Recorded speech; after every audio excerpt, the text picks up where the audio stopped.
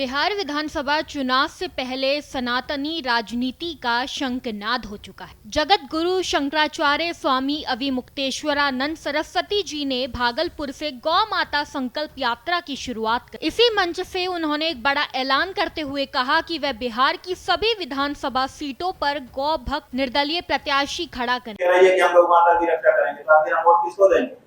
तो किसी न किसी को तो देना पड़ेगा, तो वो वोट दे सके इसके लिए कोई तो प्रत्याशी का होना चाहिए। तो इसीलिए हमको खड़ा करना मजबूरी है। इसी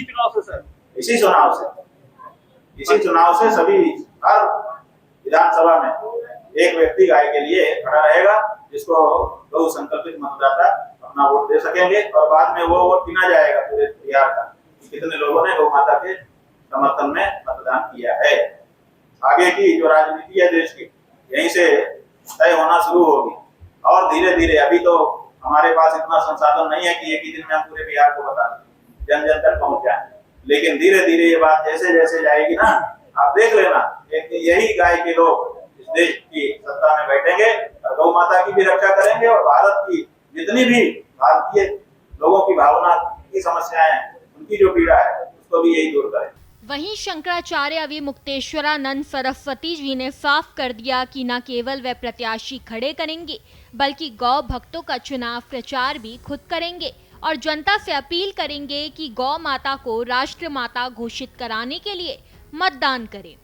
वहीं उन्होंने सभा को संबोधित करते हुए ये भी कहा कि सनातन धर्म की रक्षा तभी संभव है जब गौ माता का संरक्षण हो। गौ रक्षा सिर्फ आस्था का विषय नहीं बल्कि भारतीय समाज और संस्कृति की आधारशिला है। उन्होंने बताया कि दिल्ली जाकर सभी राष्ट्रीय पार्टियों से अपील की गई थी कि लोकसभा में गौ माता को राष्ट्र माता घोषित करने पर अपना पक्ष रखे, लेकिन अभी तक किसी भी दल ने स्पष्ट जवाब नहीं दिया।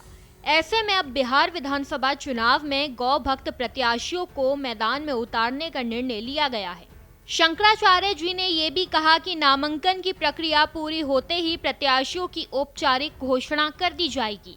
भागलपुर में आयोजित इस कार्यक्रम का माहौल पूरी तरह आध्यात्मिक और सांस्कृतिक रहा। श्रद्धालु और समर्थक शंकराचार्य महाराज जी के संदेश से गदगद नजर आए। भागलपुर से अंजनी कुमार कश्यप की रिपोर्ट।